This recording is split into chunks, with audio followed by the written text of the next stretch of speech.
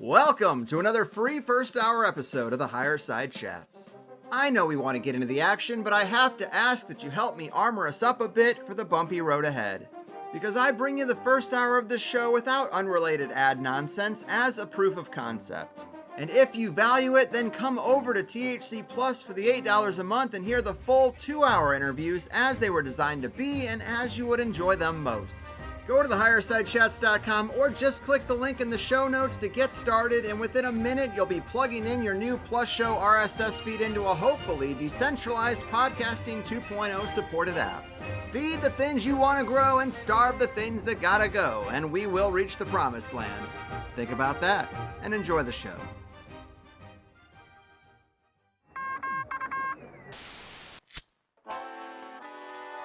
In the 1930s, President Franklin Delano Roosevelt addressed the nation through a series of radio broadcasts known as the Fireside Chats. His aim was to reassure the common man that our society would recover from its troubled times. Well, we're far from 1930, and I deal with a different kind of fire. For a new era of worldly frustration, we offer a fresh conversation. I'm Greg Carlwood, and these are the Higher Side Chats. Rock me like a hurricane, Higher Side Chatters. From sunny San Diego, I'm Greg Carlwood, and we have talked to many people working in the realms of energy, medicine, physics, and even magic, who all share similar stories, in that there are better ways waiting for us just beneath the surface of the corporate-controlled paradigm we're all taught are the biggest and best advancements known to man and a testament to modern-day progress.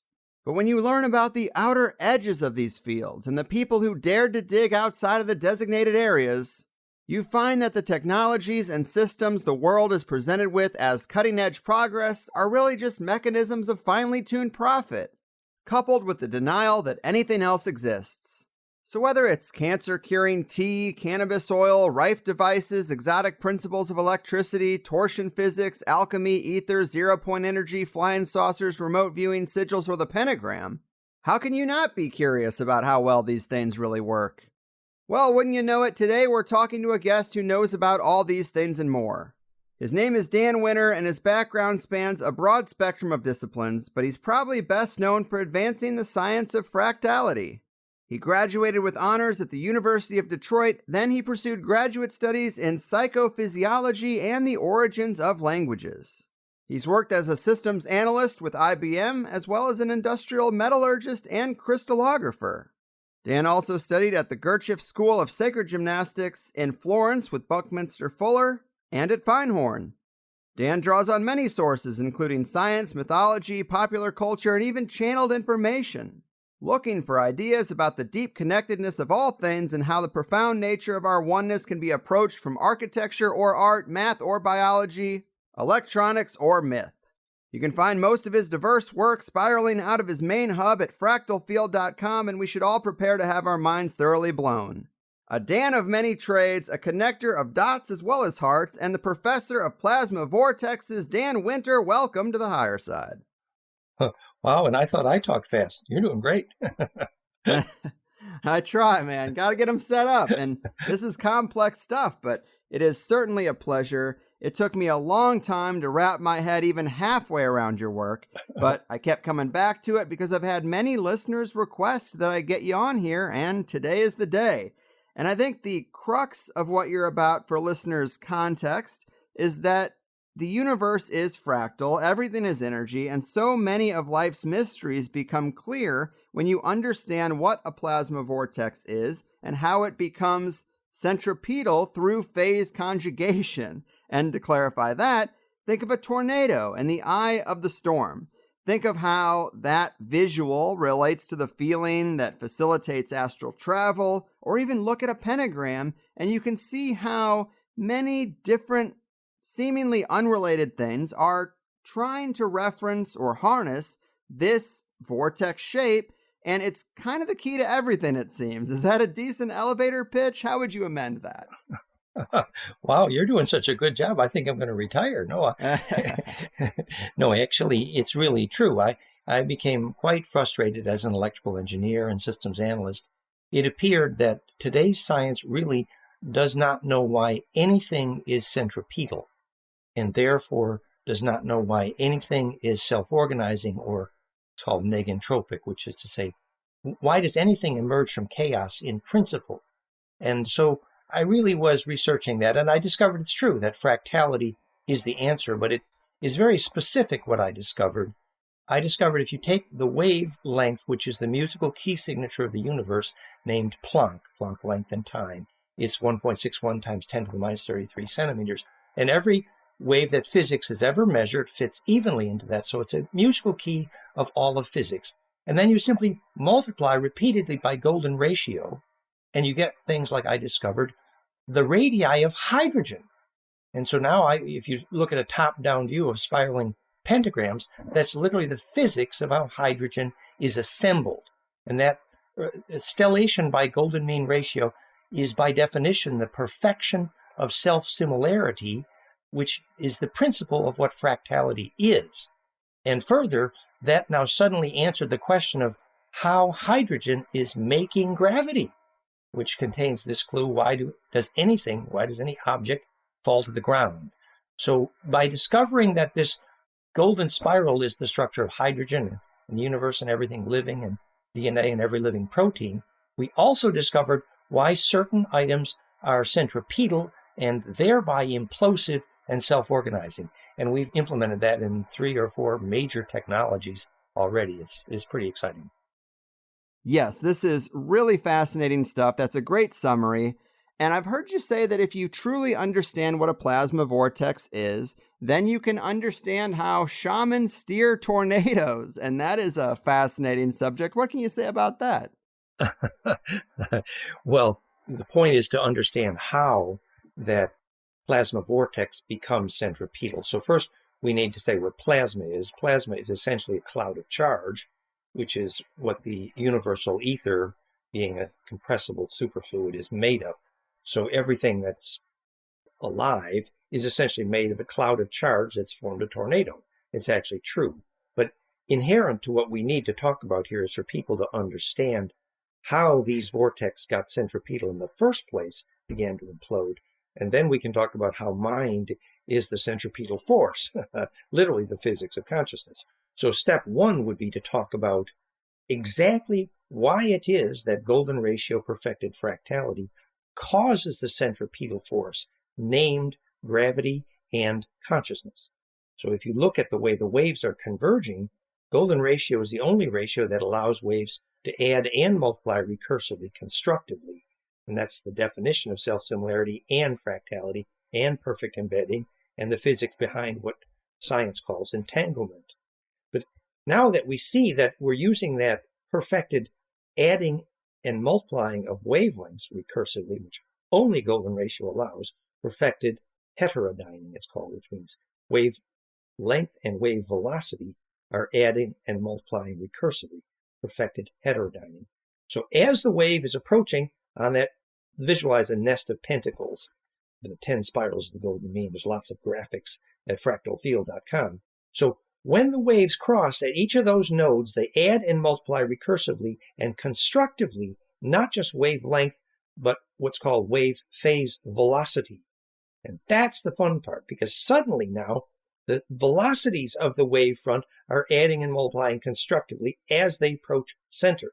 So the golden ratio fractality allows the phase velocity to add and multiply as it's going towards center in addition to the wavelength and frequency, meaning the speed of the wave increases as it moves towards center. And that acceleration of charge down only the golden ratio vortex is what is the reason hydrogen makes gravity. Because gravity is simply a name for acceleration of charge. That's what it is. So now for the first time, unlike Einstein, NASA, and Stephen Hawking, you could tell your children why an object falls to the ground after my new equation proved that hydrogen is fractal. Now you can visualize a vortex based on pentacles and golden ratio that's imploding charge towards center. Actually, what's happening is the charge is accelerating through the speed of light at exactly what's called the Planck threshold we just talked about, and that what's called transverse up and down wave becomes what's called longitudinal or compressional wave, which is literally a gravity wave. And the proof, the smoking gun that I'm right, is when Professor Raymond Chow proved that the most common velocities actually measured faster than light center exactly around golden ratio times the speed of light. So that's proof that my theory of gravity is correct, that it's caused by golden ratio fractality. So now you can at least think about what could make a vortex implode. Then we can have the rest of our fun conversations, including, how a shaman steers a tornado. But was that much clear, do you think? Yes, I think so. And I have actually talked to some people who are magically inclined who have been able to mentally create weather effects. So it's not really outside of the realm of things we've talked about before, but you explain it so well. And is this something you've seen firsthand yourself? Well, 30 years of pretty intense Kundalini, and I also teach the physics of rainmaking, which is an introduction to steering tornadoes. Most children, if they're sort of happy and dancing barefoot in the soil, so they're grounded, if they focus on a cloud, they can put a hole in the cloud. We teach the electrical engineering of how that happens, that the brainwave cascade also becomes golden ratio, the physics of bliss. We measure that at flameinmind.com.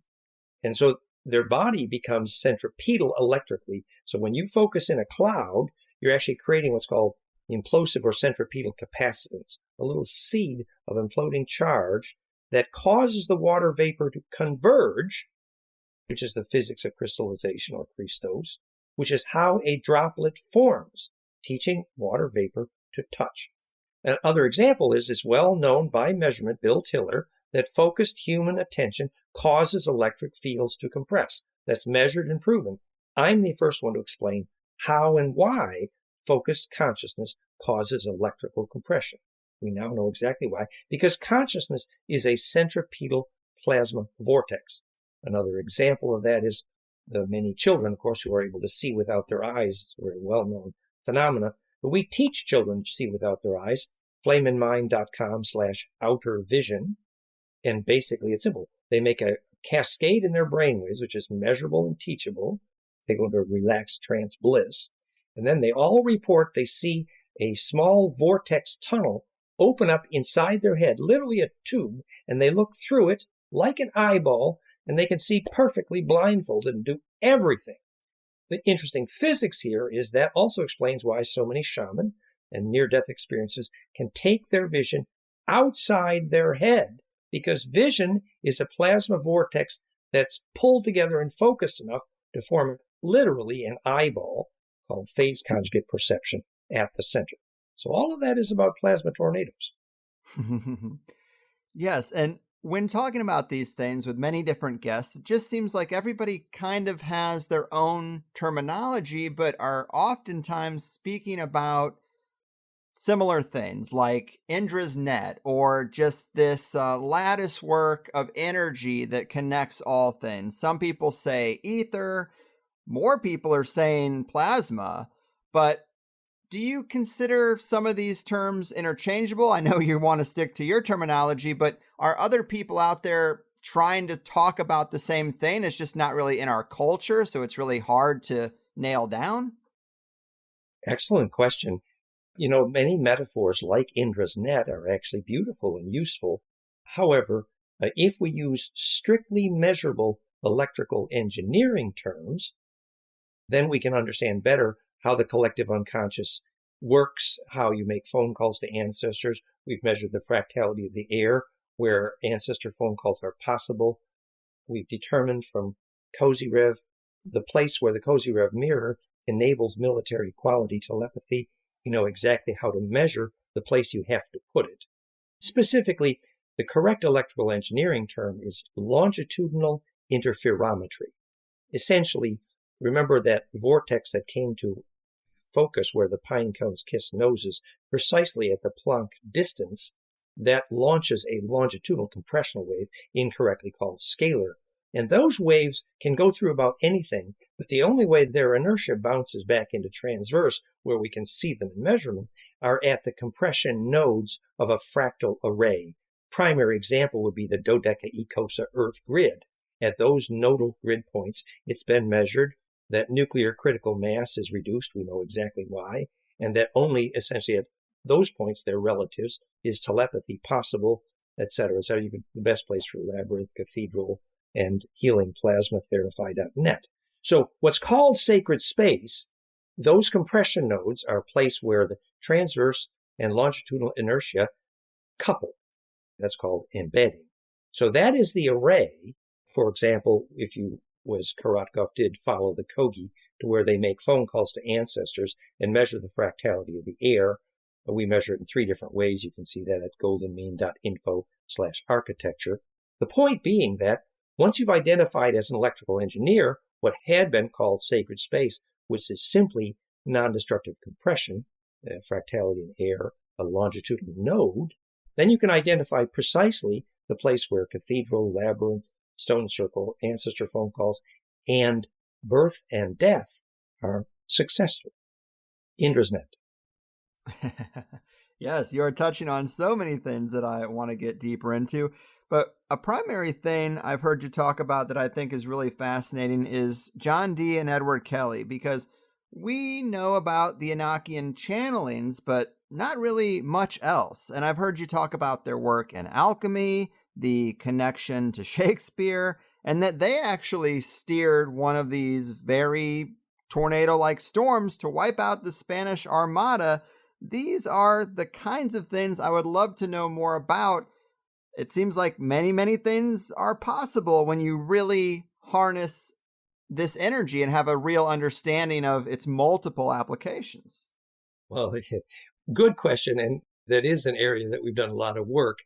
But then we need to go back because I didn't finish talking about the actual physics of how a tornado is steered by a shaman, which would be necessary to introduce that conversation. Sure. And the physics, if you're clairvoyant enough and you're watching a shaman steer the tornado, you would observe the bioplasmic streamers emerge from the belly of the shaman, and they would be sucked into what's called embed in the center of the tornado to the point where the shaman becomes electrically the center of gravity of the tornado. Now, psychologically, what's happening is the shaman says, I'm eating the chucha, which is almost close to saying I'm eating the anger or eating the pain.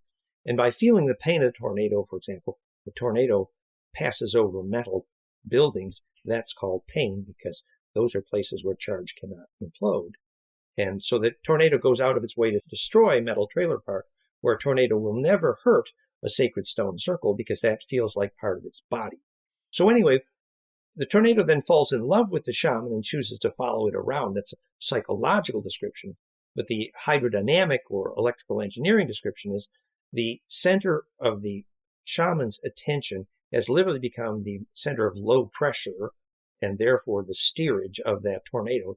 Even human attention creates the center of lowest pressure, hence defining implosion. So it's literally empathy, literally embedding, that enables the shaman to steer the tornado, which is another way of, if you look at the electrical origin, the heartbeat, it's a series of concentric donuts around the EKG. And when you turn it inside out recursively, constructively, that is literally the physics of compassion, reaching out and letting the outside embed on the inside. You literally turn yourself inside out for your lover, and recursive turning inside out is actually how tornadoes form and are steered. So that introduction of both the plasma and the psychology of steering tornadoes. I mean, I have to admit that after so many years of Kundalini, I've done a lot of rainmaking. I have stories at goldenmean.info/rain. But now we might be more ready to go toward your question about John Dee and Kelly. Well, all of that story is at goldenmean.info/Ophanim. And we also have a beautiful, it's called Alchemy Ophanim Enochian study group on Facebook you could check into as well. Basically, I had a partner, Vincent Bridges, who was an expert in Dee and Kelly. I sort of became that as well. And it is true that we are pretty clear that John Dee told Queen Elizabeth in England, perhaps a year ahead of time, he was going to make the storm that took out the Spanish Armada. It was a plan. And we believe that Francis Garland, well documented in John Dee's notebook, was in fact Shakespeare. There's lots of evidence, and you can read it there as well. And that became The Sorcerer's Apprentice, and it became, what's that famous Shakespearean play? Anyway, so John Dee went to the 7 hills of Prague. It's a long story, but the magnetic map of Prague is in fact a rose, and used what's called the Ophanim Enochian calls, which we have a lot of experience with. Basically, if you look at a plasma donut from a superset of the tetracubic spirals named Hebrew and Sanskrit, the superset of those spirals on the torus plasma self-organizing, the physics of alphabet, is called the hypercube, and that's the Ophanian-Enochian alphabet used to make the movie Stargate, and that's the physics of basically perfected implosion. So by focusing on one particular plasma donut symmetry at a time, called a sacred letter, in the case of Hebrew, that would be a rabbi making a golem, but in the case of Ophanian-Enochian, you're calling an interstellar plasma intelligence whose bodies are assembled of plasma donuts by the symmetry we call hypercube, and that's literally angelic physics. Remember that all of the scientists who built the Plasma Universe website, they all believe in angels now, have large plasma intelligence. That's old news.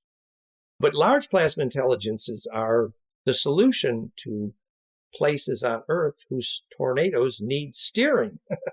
And basically, that's the Tempest. That's the Shakespeare play, yes. That's the Tempest story. And so, in fact, the direction from which the storm that took out the Spanish Armada was unprecedented, we believe, in meteorological history. And the Spaniards, who were then stranded on the coast of Ireland, are still growing up in Ireland today because of that storm. That's a little short. And we could go into the physics of alchemy more there too, but that's a big story. Sure, yes. Alchemy is something that interests me quite a bit. In one of your videos, the text of it says that in terms of the history of alchemy as centripetal plasma science, alchemy as practiced in ancient Egypt might well be considered an ancient breakthrough technology using the sacred geometry of the temple itself as the container. And that's quite interesting. Well, Vincent Bridges, who I worked with on this for many years, who narrated most of the television series on Nostradamus, History Channel, etc., believed, and I think correctly, that most of the gold in Egypt was made alchemically. An example, the reason mummy powder was served in every pharmacy in Europe for 300 years is not because those Egyptians in the mummy ate gold powder. Wrong. No, it's because the dielectric capacitance in the natron in the mummification process was introduction to the alchemizing principle which converted that flesh into an Ormuz amulet. And it was that gold powder amulet in the flesh that was so important in every pharmacy in Europe. So that gives you a little intro. But the more colorful part of that story is there's a certain period in history called the Mad Caliph at the time, just before the First Crusade. He went insane because he was eating the powder used by his alchemists of the ground up Kaaba stone.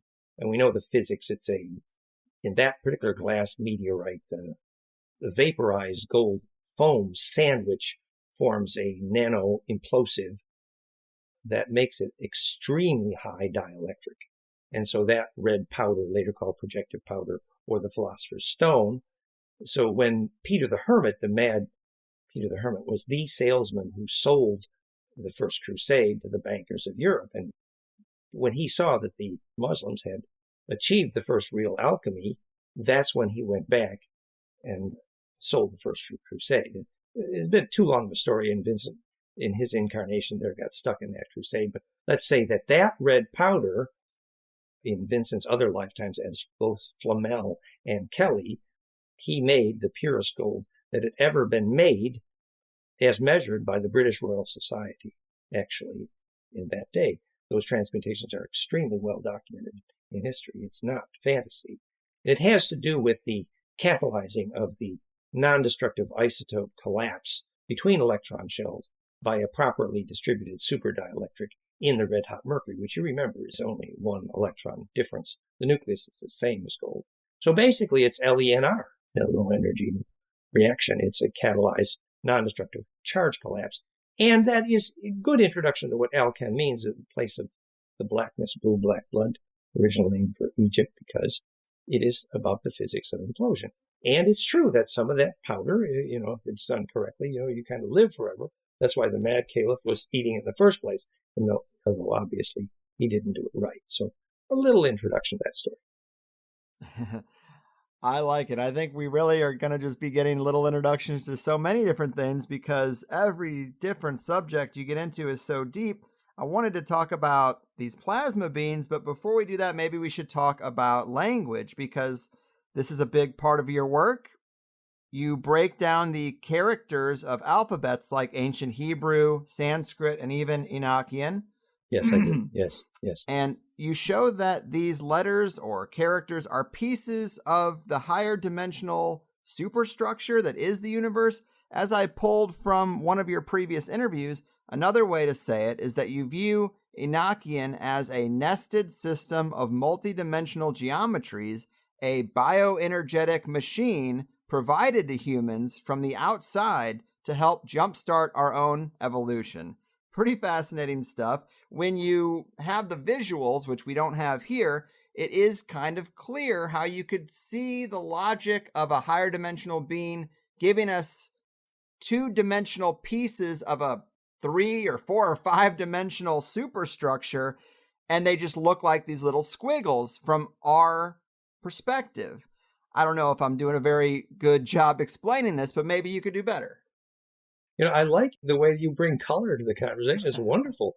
But more specifically, from the mathematic point of view, what I did was I took the equation for the self-organizing golden spiral and superposed that topologically on my new equation for a nest of donut torus, which are also self-organizing. Then put the spiral on the torus, and then look at the shadows of that one spiral on that torus, indexed by the 7 arrows of the tetra. The shadows are Hebrew and Sanskrit animations, goldenmean.info/DNA ring. Now, that tetracubic algorithm for assembling magnetic donuts is the beginning of, for example, DNA codons, and certainly the physics of the atomic table, or platonic nesting of toroids, is the only thing physics has to talk about.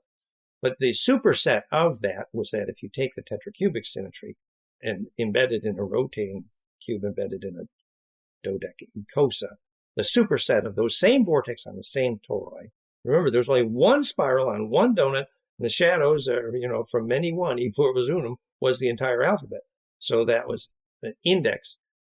For example, if you visualize one Hebrew letter at a time and fill the optical cortex, you're literally creating a smoke ring inside your head, and when you blow it, you can nest them to make golem or tornadoes, literally the only physics of creation, nesting charged donuts. The superset Ophanim Enochian of that same in hypercube symmetry, you can see the visuals again at goldenmean.info/Ophanim. And indeed, and we must credit Vincent and Darlene for working out those structures. I did the original, but then they worked out the hypercube Ophanim Enochian. And basically, it's simple. When you say the next dimension, the only thing you mean is the next superposed axis of spin symmetry, which adds the potential for increased spin density, but also information density. And it's obvious that you cannot rotate any vortex array upon tetracube unless you use golden ratio, which is exactly how 5 cubes embed in pentadodeca. And that's essentially the only possible next dimension. And if you rotate that then dodeca down the helix, that is a perfect, exquisite map of DNA. goldenmean.info/DNA manifesto for the visuals. And then if you braid the braid on that braid, string to rope to fat rope, which is the physics of bliss, by phonon embedding, the plot thickens, and that actually causes your DNA to implode. And that's the physics of how you get a soul, essentially, indicated by ability to lucid dream. You become longitudinally plasma projective, and that's when you will then take something through death. Well said. Yes, I have in my notes here that you have said this science of implosion and vortexing is the key to understanding the life force inside of a seed, how souls form in DNA, principles of zero-point energy, how lucid dreaming works, and all sorts of things where it does feel like the key is imploding pressure and then an energy emerges. And when you visualize all those different things, at least for me, I do think it's kind of clear how you could see that template applying to them. Yes, and let's try to get super practical and sort of electrical engineering about that. We built a plasma generator called Theraphi, THERAPHI.net, which is successful in 25 countries doing rejuvenation, pain reduction. We don't make medical claims, but it's based on prairie, and it's very, very successful. And you can read the results there. But notably that, and we use a broad spectral phase conjugate wave that's based exactly on my equation named Origin of Biologic Negentropy, the title of my book, simply Planck times Goldman ratio. And we take that cascade and dump it at 500,000 volts, big pine cone into that noble gas phase conjugate optical plasma. And it's big pine cones kissing noses, and it's amazing. And the reason I bring it up here is because it's a demonstrated, documented trigger for lucid dreaming. And we know that's a major indicator, probably the indicator, of whether you'll take memory through death, which means simply that you have become longitudinally plasma projective, the physics of shamanism, remote viewing, and what's called rainbow body, Kesjan body, all these names we have, etheric body. It's in fact the bubble of electrical coherence around your aura becomes centripetal enough that you can then embed the longitudinal components of this wave array. For example, in my case, after many years of Kundalini, I began to develop clairaudience, could hear ancestors at sacred sites with the Cherokee, for example. So that array is the physics of the collective unconscious. And the way to make phone calls there is your aura has to be longitudinally coherent enough to be plasma projective. Also why when you use that cascade, you can trigger not just bliss and brain waves, but you can trigger ability to astral travel and remote view. I love it. And Theraphi Plasma Regeneration Centers. These exist in California, Vegas, Oregon, Colorado, many other places. I looked this up. I mean, this is pretty impressive that these centers have all adopted this technology, this system that you discovered and put together. Some of these centers also offer hydroxy gas inhalation. We had a previous guest, George Wiseman, go on about the importance of hydrogen and this hydrogen-oxygen gas, and it also seems to play a key role in regeneration. And hydrogen is a big part of the Theraphi plasma regeneration too, isn't it? Exactly. In fact, the frequency cascade that I proved is the radiative hydrogen is the core of the Theraphi cascade frequencies, as are the Schumann harmonics and brainwave harmonics of bliss in the infrasound component. And yes, it's true that it was I who originally proved the fractal structure of hydrogen, which is why it's so negentropic, especially in its nano or monoatomic state. So yes, for example, our Las Vegas center, Ublicity.com, is well known for the synergy with hydrogen breathing, etc.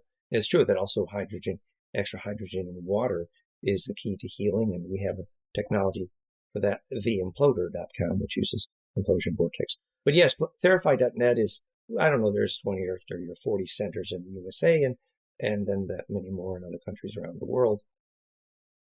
It's gone viral, what can I say? But I must say that my partner, I'm the co-inventor with Paul Harris in Western Canada, who probably is the world's leading teacher of hands-on alchemy as well, actually. So there are two of us. But you see, I discovered the physics. Antoine Priory is the precedent there, who famously healed tens of thousands of cancers here in France, documented by the French government. But he was spending millions to build each one of his gadgets and didn't have a clue of the physics principle, unfortunately, did not know what phase conjugation was. But he inherited a set of frequencies from Rife and Lakowski and Reich and Tesla.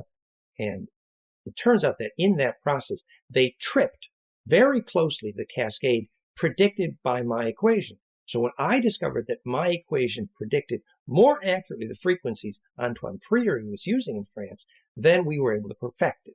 Specifically, Priory didn't even know that you needed opposing pairs of sources, which is critical to phase conjugation, as any laser optics person would tell you. You got to have two pine cones to kiss noses, great implosion at the center. And then we did a broad spectral by equation, but you can read the physics is very well articulated there at Theraphi.net. And you're right, it's about a centripetal plasma tornado. We have many technologies that are doing that, and even our carbon nano group, a lot of things are cooking. But our water tech is very successful also, theimploder.com. And our brainwave tech using the same frequencies, flameinmind.com. Very cool. I spent a lot of time on that website, and you have used this phrase where pine cones kiss noses a couple of times. And I think the most obvious imagery that people would think of is those ancient depictions of Gilgamesh, or it's shown up several other places where there's a person holding a pine cone out, typically with a small bag in the other hand. It's a pretty ubiquitous ancient carving or symbol. Is this what you're getting at? Did the ancients obviously have this sort of knowledge base that we've just, I guess, lost over time? Well, we think that Hermes Thoth, whose symbol caduceus is what today is called phase conjugation, for one thing, and that is the physics of life force, and that's hermetically sealed, as it were. And it's true, the pine cone is also the way they served their white gold powder, which is why it's depicted at Rennes-le-Chateau. But it's also, a pine cone is a very practical tool for rainmaking if you know how to use it as well, actually. And the purse, we think, was, they say it was a home for seeds, but actually the Sumerian Anunnaki, they had a green Girku crystal, which is functionally a computer disk. In fact, they had wars over computer disks. The Sumerian term for computer disk is ME, as in Me, Asa, Uru, measurement. And as Sitchin, I think, did get that right. And so that's what the purse was really for. They use it for record keeping, etc. But the pine cone was their mechanism of life force generation. Very practical way to remember how that worked is well documented in the Sumerian and Anunnaki, that when they arrived here, they were running from the Pleiadian queens. Their literature is clear. They were aging catastrophically, prematurely, and they would do what's called raise a Shem unto the Lord, which at that time was mistranslated as I will build an altar to God. But actually, the word Shem refers to what an altar is, which is implosive capacitance, because that is the only age-reversing technology that saved their lives. So phase conjugate time reversal, actually, which today you would call age reversal, is what they meant when they said, I will build a Shem unto the Lord. Shem also meaning black hole, which is also how you build time reversal. So to be able to build a paramagnetic structure that was charge implosive was the beginning of their ability to not age catastrophically, because they were used to neotropic environments. A practical example is that picture they call the light bulb in stone in the pyramid where the Egyptians made a light bulb. It's not just a light bulb, it's a plasma tube. It's literally the logo for Therify.net, because that kind of age reversal technology, Hashem unto the Lord, was central to all the Sumerian literature. So yes, they knew something about it. When you say phase conjugate, is that kind of like a phase lock or a synchronization of this energy? Is that a way people should think of it? Well, I think let's be as concrete as we can be to people who know some physics. If you want to phase conjugate lasers, you must have them angstrom level accurate, opposing from opposite direction 180 degrees out of phase, and they must meet in a super high dielectric called a phase conjugate mirror, which incidentally is how the Olmec telephoned ancestors in obsidian mirrors, and what John Dee did for ancestor phone calls, because the phase conjugate mirror embeds longitudinal and thus ancestor phone calls. So in physics, a phase conjugate mirror is the first place optically where time reversal and negentropy was measured. Now, if you ask a physicist how that works, they don't have a clue, but what they do know is that the superdielectric material is key. In the case of conventional phase conjugate optics, it's barium, strontium titanate. In the case of the ancients, it was the ground-up rock powder of the Kaaba stone. But in both cases, super high dielectric enabled permissive, non-destructive charge collapse at angstrom quantum levels, which means the pine cones got to kiss noses permissively, enabling the implosion through the speed of light at the Planck threshold, called phase conjugation, which is specifically where the waves can conjugate perfectly, and which no physicist before me realized is precisely the problem only solved by golden mean ratio. By the way, my friend Bob Roswell there in Buffalo finally then proved that if you want to use lasers to trigger medicine under the skin, the best way to get no heating was golden ratio. Wow. But so phase conjugation basically is a name for implosion in subquantum distances, tuned to Planck by golden ratio, ultimately. In phase conjugate magnetics, for example, I invented, as Elizabeth Rauscher confirmed when she measured the frequencies of magnetism, which caused pain reduction in her FDA trials. And later she saw that I predicted what those frequencies are by equation, which, by the way, are the frequencies emitted by the magnetic coil at therapy.net. So phase conjugate magnetics and phase conjugate dielectrics. Phase conjugate dielectrics are very cool. The paper on it is called Alice in Barium Titanate Land. That's the paper on phase conjugate dielectric. It gives you a clue because self-organization is so little understood by physics. Why does one phase conjugate field over here self-organize and find the one on the other side of the room? Hello, hello. Self-awareness is a name for the implosion that results from phase conjugation. That's what self-awareness is. The ability to non-destructively self-re-enter, the electrical definition of consciousness, also defines the perfect implosive plasma vortex, phase conjugation. Well, now it all makes sense. It's dense stuff, man, but it is super fascinating to hear about. And let's talk about John Dee's angels, or these higher beings. Maybe angels was a bad term to apply to them from the beginning, but you say they are giant plasma beings, and let me just read this quote here. When the plasma domains, which are the sacred letters, converge at conjugate angles, they create a centripetal force, where pine cones kiss noses, and there you access ancestral memory and the collective unconscious because they are plasma. And there you access very large interstellar plasma beings, and there the larger context of life emerges. So our ability to communicate with these very large plasma beings, I view personally as being survival critical for our species. Wow. Well, you got to tell us a bit more. What are the steps people can take to move towards this communication, and why is it so important? Well, again, let's try to be as concrete as possible in the first part of that question, which is, the reason our tornadoes are unsteered is the same reason our elementals are not acknowledged. By not playing with the elementals, we condemn ourselves to drought and tornadoes. It's literally true. Plasma beings are so integral to the success of nature that if we don't work with them actively, we are condemned to death, quite literally. And they regard us as drunk and stupid because we don't work with them and talk to them and play with them. I was at Findorn. I know the story. But those plasma beings are just like any other orb. If you've got fresh cut biological material like trees, you'll have orbs all over the place, plasma. But if you got a metal, steel, or aluminum building with electrosmog, every single orb and plasma elemental and ghost is immediately toast, killed, dead.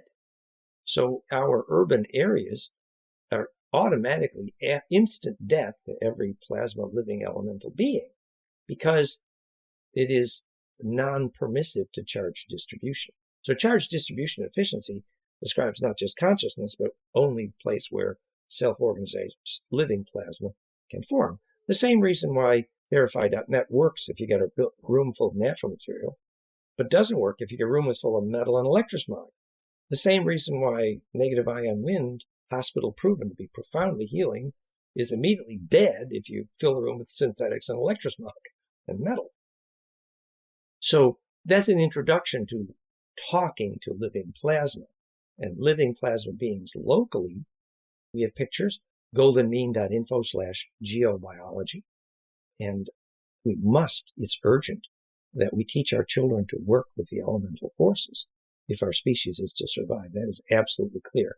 But you see, the problem is we don't even realize that the aura around the human body is the only way to get an immune system and survive death. So how can we possibly deal with plasma beings of our plants and, our nature? So we must realize that plasma clouds are life. And once we do, then we can talk about the big ones. Great points. Plasma, clouds, or life. I am on board with that. Even though it feels like we're conditioned away from a lot of the type of thinking and information that you're so focused on. And it makes me wonder about your thoughts on what the elite predator class knows about these things. Because there is a presentation you've given called The Mystery of the Pentagram in Ceremonial Magic and its connection to the angelic ophanic working. And in it, you say that what you're doing with a pentagram is creating a self-organizing sacred space. And in the description of this presentation, you mention pentagram equals pentagon. And that stuck out to me. Are you implying that the builders of the Pentagon knew something about these principles and created their own self-organizing sacred space? Because there's plenty of evidence the CIA has definitely studied these things without advertising it very much. Clearly, there's a lot of power in this stuff, and thus an incentive to protect it from being widely known. Do you get the sense that someone up there at the top of the pyramid understands and preserves this sort of knowledge? Or perhaps even weaponizes it against the commoners? What do you think? Well, you're asking a big question. I mean, clearly the government has been experimenting with remote viewing and other things for decades. That's obvious. The tragedy actually is, the one part of that tragedy that I would like to focus on here is after the Pleiadians and Maria Orsic taught the Nazis how to make a mercury vortex implode from Vimana that became Haunebu, the Nazis then ejected Admiral Byrd from South America and then took over a good chunk of Mars, the Moon, and now Ceres, and are taking over the solar system. The reason the U.S. government lied to the American people about losing to the Nazis is because they were too stupid to figure out why an object falls to the ground and how a vortex makes gravity. And that is a big tragedy and causes a schizophrenic government. That's an example of a predator class. I would agree with you. And that entire story with all detail, fractalfield.com/fusion in the blood. And you can read the whole story. Basically, the secret space program, SSP survivors, dozens of them tell exactly the same story. So the government has no plausible deniability. So they have been lying to you for years about losing to the Nazis. And that's just the beginning, because there are lots of ET parasites, good guys and bad guys out there. And that's the ET history. I've been teaching that for 10 years. But you can read about it at our link there. And I don't know how deep you want to go into that stuff tonight. But yes, and the U.S. government was implicated in that for sure, because they made the treaty with the wrong Greys, and who were bought out by the Dracos at that time. So it's a very messy situation. I absolutely agree with you. And until Earth humans come to realize their place in interstellar politics, we're going to be the subject of parasites. It's clear. And we've been working hard on that. Our YouTube channel has 1 million views plus telling exactly that story. YouTube.com/Dan Winter Fractal Field. Yeah, I had a note here about the Greys that I wanted to ask you about. So, in today's world, we've lost so much of this energy, so much of the soul, we could say. And it seems like a super powerful thing.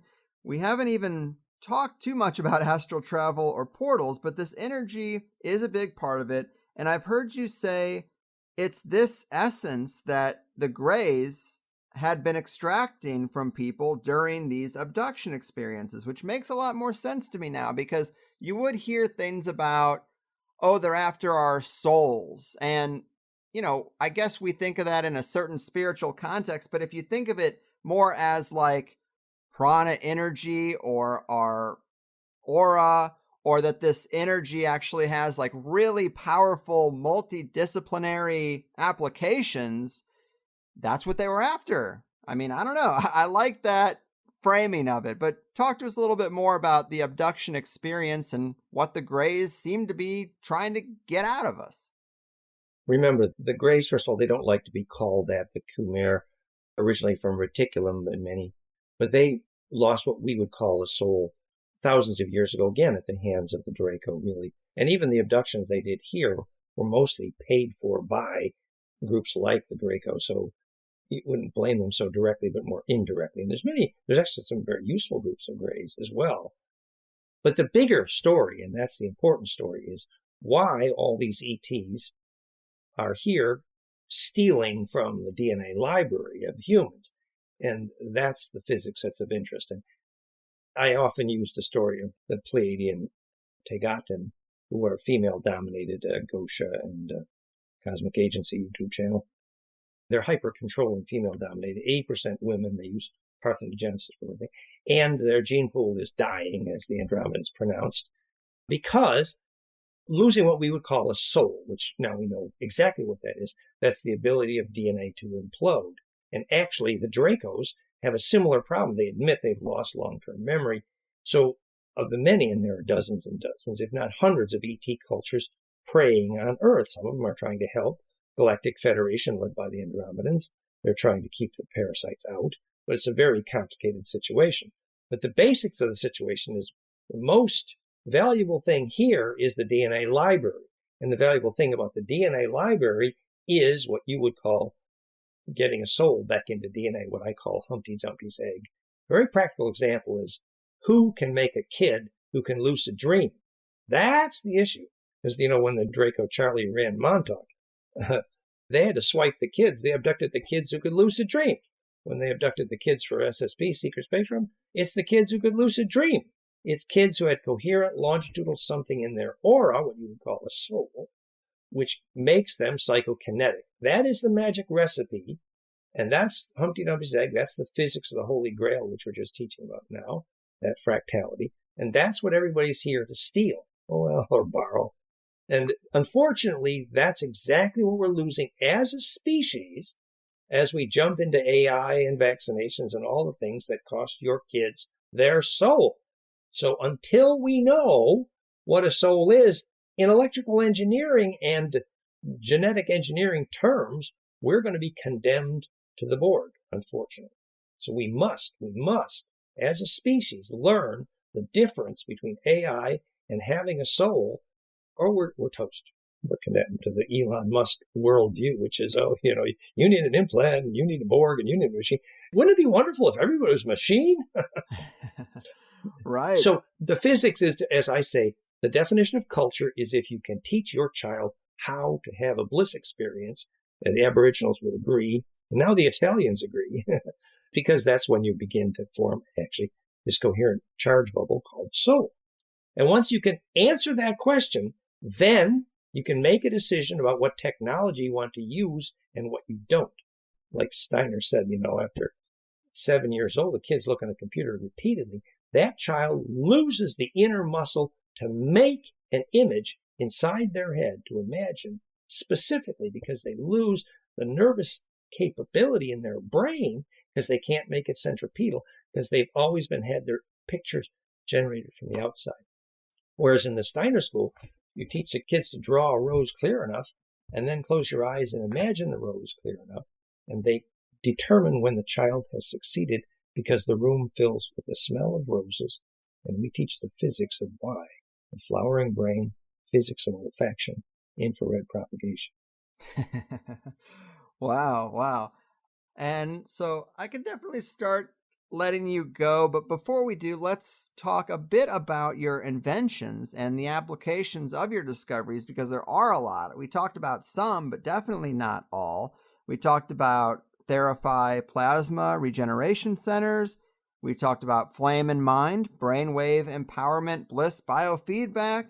You did mention the water imploder, which is kind of a vortexer, and that's very interesting. You have a testimonial from a marijuana farmer on there that he had 168% growth benefit, and he's got images the whole way from seedlings to flowering marijuana plants, and it was impressive to see that one set clearly did benefit, and he says that is all due to your water imploder. And I know another one of your things that we haven't spoken much about is the heart tuner, and another one is the ECAT energy catalyzer.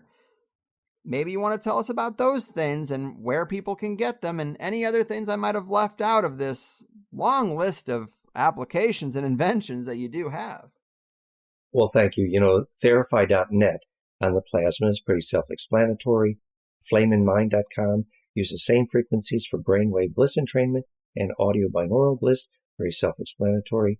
TheImploder.com has the water vortex Shellbroker's Dream vortex imploder, and the super imploder has now been replaced by the very commercial 1-inch solid stainless ultra imploder. You can read about there. And so, yes, indeed, you have that implosive vortex adding solubility and therefore bioavailability and charge to water. Amazing effect on taste as well as growth and hypersolubility.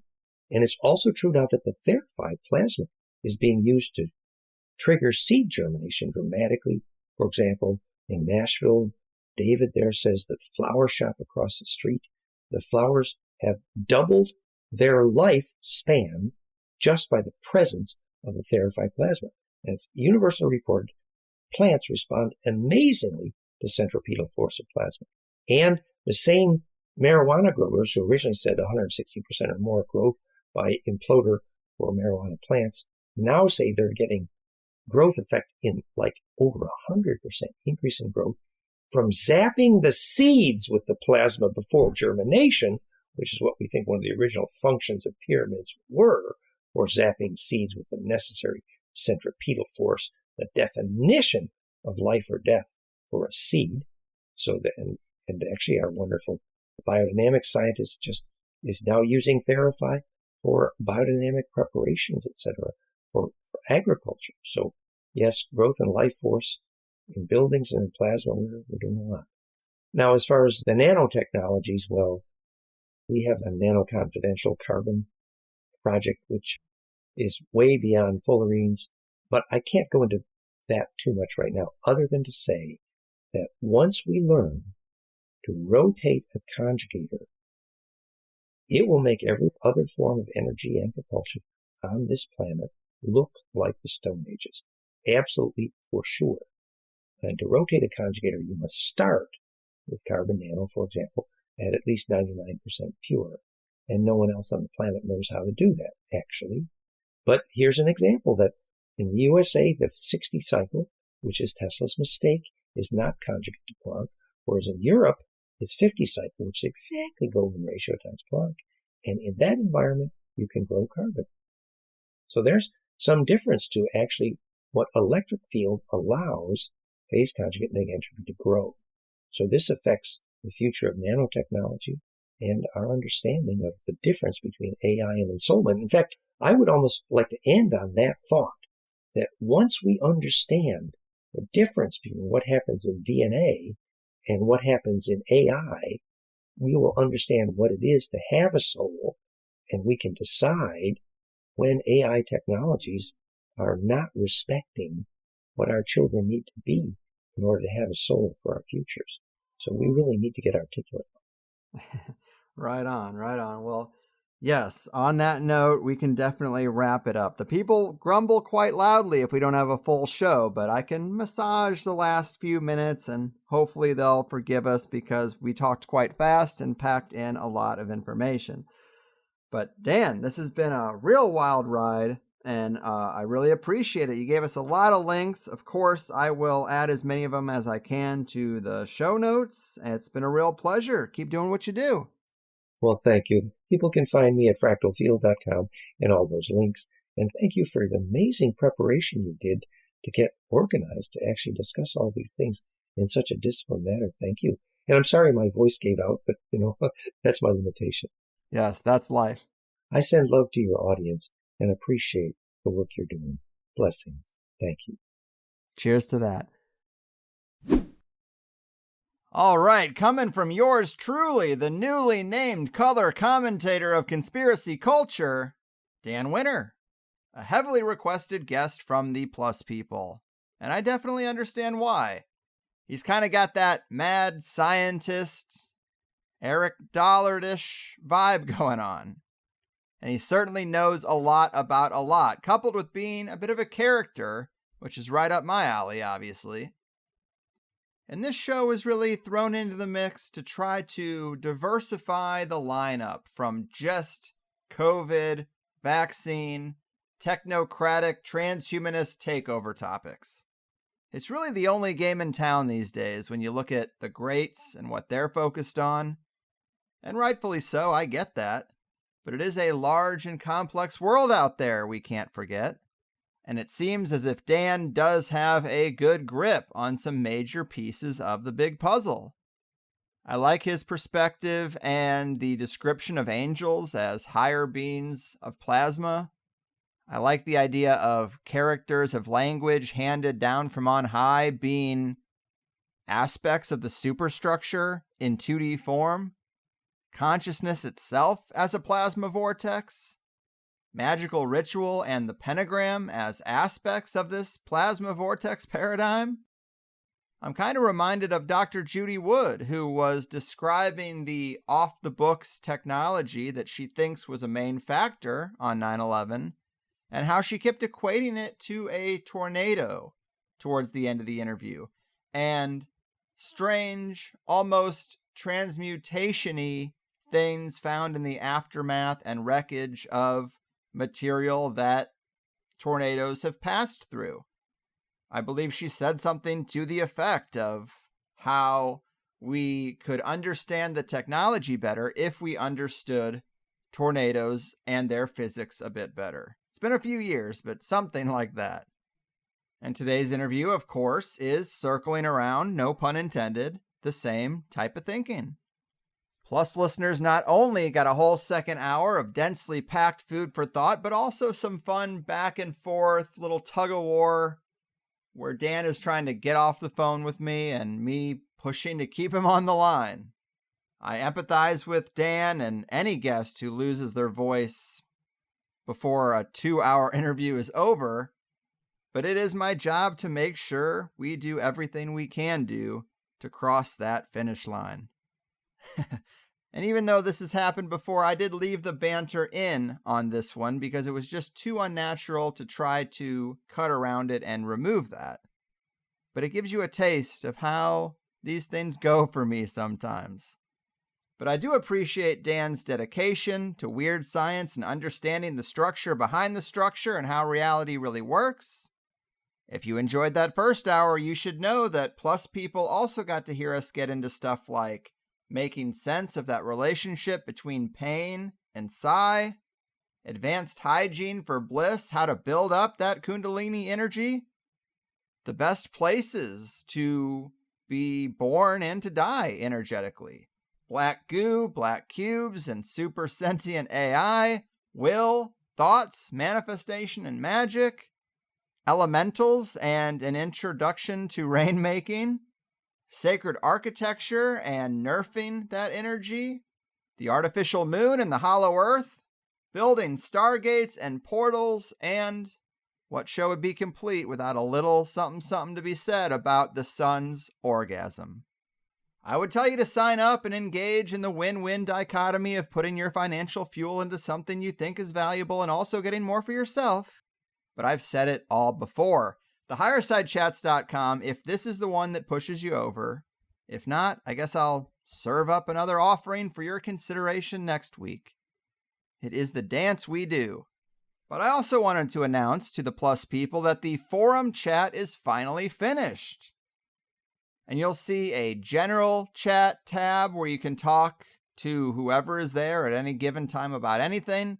And then we have a podcast tab where the conversation should relate to what's happening on the 24/7 live stream WTHC at that given time. It's kind of a group listening experience that cycles through recent shows automatically without ads or interruptions. Not some super strict thing, but we all like the show, it seems. That is our connective tissue, and let it be a conversational prompt, if you will. And to kick it off right, I'm going to be there to chat and listen with whoever shows up for the Digital Plus member meetup on Monday the 16th at 7 p.m. Pacific time. That is this upcoming Monday. It's not a huge deal, just a casual hangout, but if you want to stop by and listen to a random hour of THC and chat with me about whatever is on at that time, hop on over, thehighersideforum.com. Obviously, you have to be a Plus member to have a login, but then you can click on chat from the menu bar, and then you can toggle between general and podcast chat. I had this thing built because of a vision for a nice little new branch on the THC tree, and it's a little bare, so I'm hoping this will get people using it. Not the biggest deal, but just a fun new addition to the system.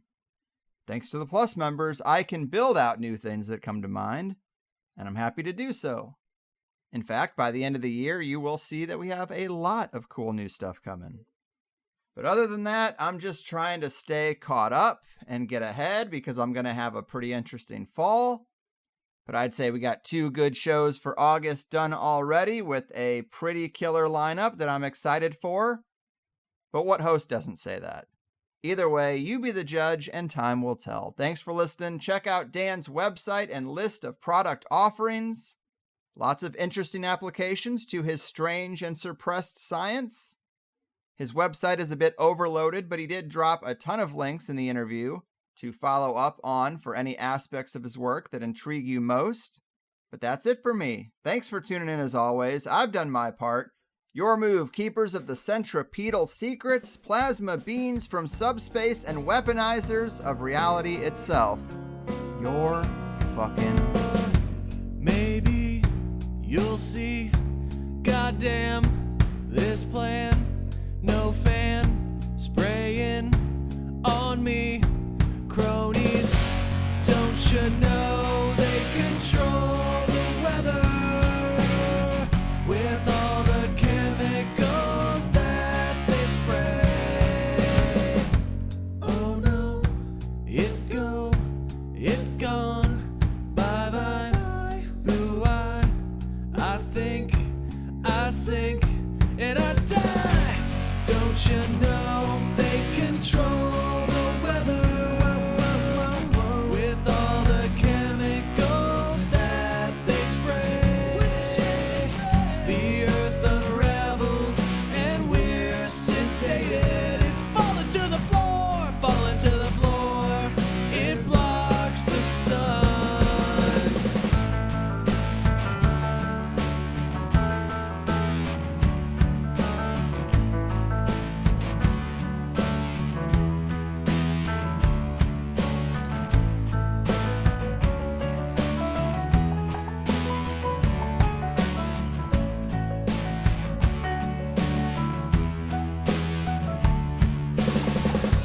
Don't you know?